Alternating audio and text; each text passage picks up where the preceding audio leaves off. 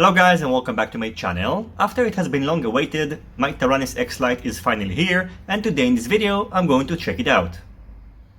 The X-lite comes in its own dedicated case. Inside we can find the remote controller. It is well protected by pieces of foam and also comes with two gimbal protectors. In addition, we are getting the instructions manual, a set of stickers, and this set of screws that are going to help you to set the modes between mode 1, 2, 3 and 4. I'm going to get to it later in this video. As you can see, the X-lite is pretty compact and has the looks of a game controller. Just to show you how compact it is, you can see how it looks next to the QX7 and the X9D. It looks like they had a baby and it's about a third of their size. The X-lite is available in two versions. You can either get it in black or in red, which is the one I've got. And you can see that both sticks are self-centering, so they give you the option to choose between mode 1, 2, 3 and 4. Inside the small bag we are given 4 screws, 2 short ones and 2 longer ones. In order to set the mode, we are going to need 1 short screw and 1 long one.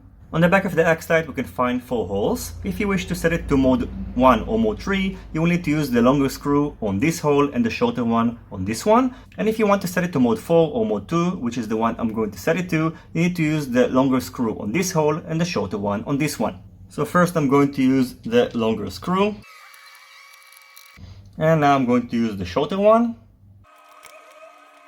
Now it's very tight. Let's see the result. And you can see that it's way too tight and I will need to loose the longer screw. So after some further adjustments, now I got it to the sweet spot and all I have to do is to cover the holes on the back. Powering up the X-lite is done using two 18500 lithium-ion batteries. These batteries are non-standard. You can see they are much shorter than the 18650 batteries.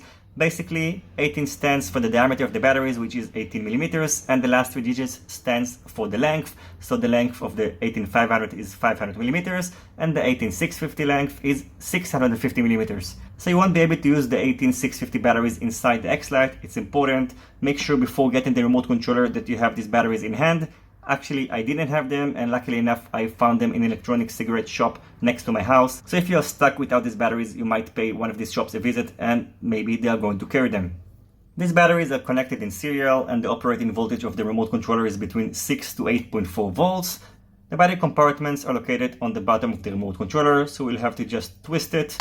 The battery needs to be inserted with its plus facing the top of the remote controller, but even if you want to get confused, don't worry, it's not going to burn the remote controller, it's just not going to turn on. So place one battery, close it, now place the other one, and you can see that now the remote controller turns on. Now as you can see, after turning on the remote controller, we get in the throttle not idle warning, and this is due to the fact that the default mode is mode 1, so now let's change it to mode 2. In order to access the configuration menu of the remote controller, you need to hold the joystick to the left, then go all the way to the bottom. You can also go to the top, which scrolls down to the bottom, and now we need to set the mode to mode 2. In order to change the selection, you need to press the joystick, and now we can toggle up to mode 2. And you can see that we are still getting the throttle not idle warning. And what I recommend to do after changing the mode is to navigate to the last option, which is the calibration.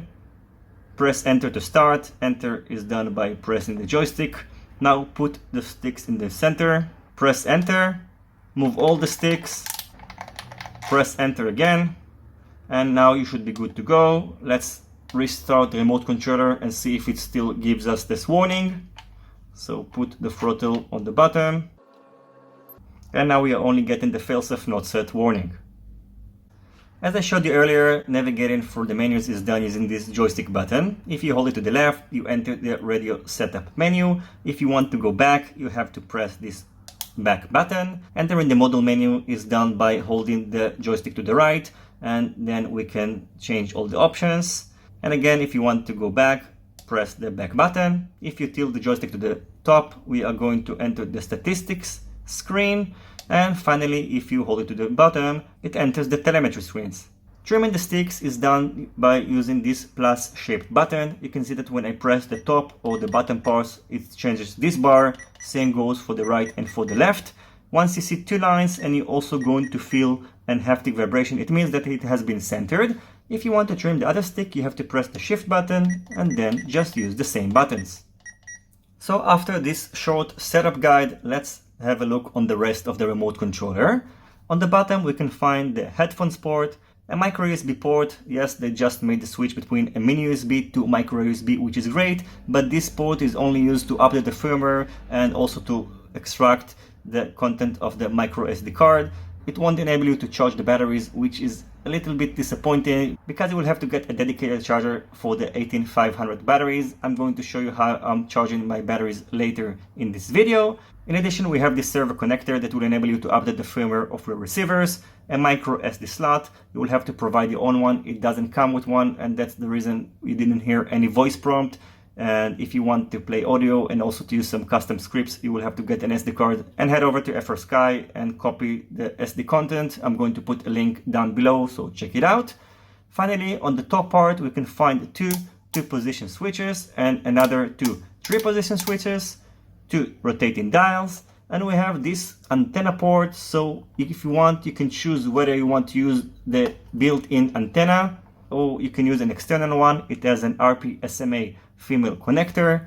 And finally, on the back we can find this module bay that is designed to work with the R9M Lite. I should receive it soon, and then I'm going to show you how it works. If you want to switch to the external antenna, you have to go to the model menu. Again, it is done by holding the joystick to the right, then go to the second screen, scroll down to the bottom, and under antenna you have to change between internal to external. It's going to ask you if you really want to make the switch, and only make it when an antenna is connected. It's not helpful to turn on a radio transmitter without an antenna being connected. It's not going to ruin it instantaneously probably, but it's a good practice to always have an antenna connected. On the long run, it's going to save your radio.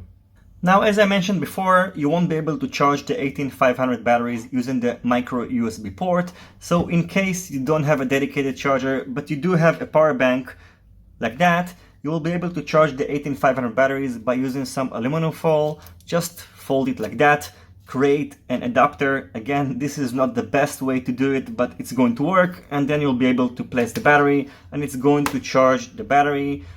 And you can see that it's working. Now it's at 83%. Unfortunately, my dedicated charger is still on its way, and that's why I had to use this solution, but I'm going to put a link to it in the description box down below, so check it out. Now, of course, this review is not going to be complete without heading over to the field and see how this remote controller performs. But before doing so, I'm going to measure the output strength using my new RF meter from Immersion RC, and I'm going to compare it to my Taranis X9D+. So now the RF meter is connected. Let's turn on the remote controller. And I set up two models. One is on mode D16 and the other one is mode D8. So first let's test it on mode D16. So we need to head over to the model setup and set it to use the external antenna. You can see that the maximum output strength is about 102 up to 103 milliwatts. So now let's test it on mode D8. Enable the external antenna, and we can see that the maximum output strength is about 80 milliwatts. Now I'm going to perform the same test on my Taranis X9D+. So now it's set to mode D16, and you can see that it reads about 89 up to about 95 milliwatts. And on mode D8, the output strength is about 70 milliwatts. So that was pretty interesting to find out that the output strength of the X-lite is even higher than the X9D+. I'm not sure if this is the only criteria that can tell you that the range of the X-lite is going to be higher than the X9D+, but as far as I know, the range should be almost the same when using the external antenna. In this video, I'm not going to do a range test, but the next thing I'm going to do is to head outdoors, and I need to feel the remote controller and see it in action. I'm going to include the flight footage, and when I'm going to be back from the field, I'm going to give you my conclusion.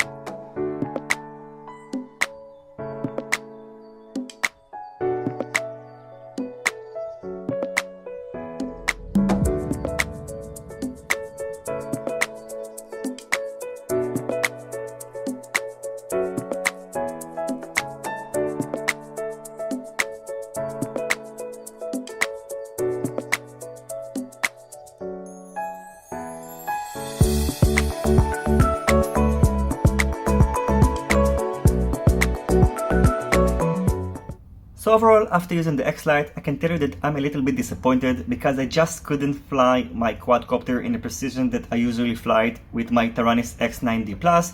Of course, maybe I need to get used to it, but I think that I won't be able to be as precise as I am because of two reasons.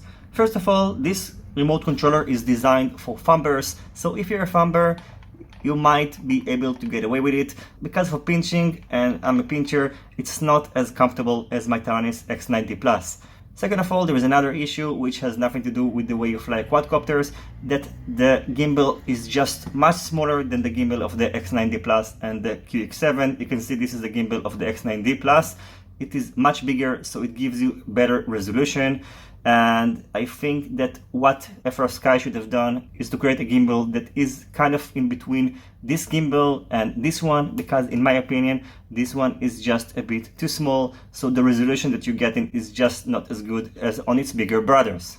I do think that the X-lite has a lot of potential, but in my opinion, if you're looking for your first remote controller, do not get this remote controller. Go for the Taranis QX7. It's just going to give you a better value for money and you are going to better enjoy flying with it. If you do have a remote controller such as the X9D+ or the QX7 and you're looking for a lightweight remote controller just for traveling around, you should consider the X-lite. And again, it's going to be much better for you if you're a thumber. If you are a pincher, I highly recommend to try to feel it, get it in your hands, see if it's comfortable for you, and then decide whether you want to buy it or not. It's not a cheap product. It costs about $120, which is almost the same price of the QX7. If it was just $60, I would tell you just go for it without thinking. But because the price are similar, if you don't have a remote controller, as I just mentioned, the QX7 is going to be better for you. Another recommendation to the guys at FrSky, probably they heard it a lot and I'm not really sure if they're going to watch this video, is that they should try to make the remote controller compatible with 18650 batteries. I don't think it's going to be that hard to fit it inside. All they had to do is just to put a longer battery bay, maybe to extend the end of the remote controller, and then they could fit it in. Getting 18500 batteries is not such an easy task, and because 18650 batteries are more popular, it would have been easier also to use chargers. And it could also have been great if they had an integrated charger, because after all, the main purpose of this remote controller is to be a travel-friendly remote controller. So if you have to carry a charger with you, it's not that great. Even though that the batteries should last for a few hours, I still didn't test it. And because the batteries are interchangeable, you can get, of course, a few sets, charge it at home, and then when you're on the go, just replace them. I do believe and hope that FrSky are going to release an upgraded version. Probably I'm going to get it as well. I love the product. I also love the design of the remote controller. I think that it's really smart, but it does suffer from the flaws I mentioned before, and hopefully they are going to improve it. As always, I thank you for watching my video. I hope you enjoyed it and you find it useful. If you have any questions about this remote controller, feel free to ask it in the comments section down below. Don't forget to leave a thumbs up if you like this video, and consider subscribing to my channel and hitting the notification bell if you're not already subscribed. See you in my next videos, and goodbye.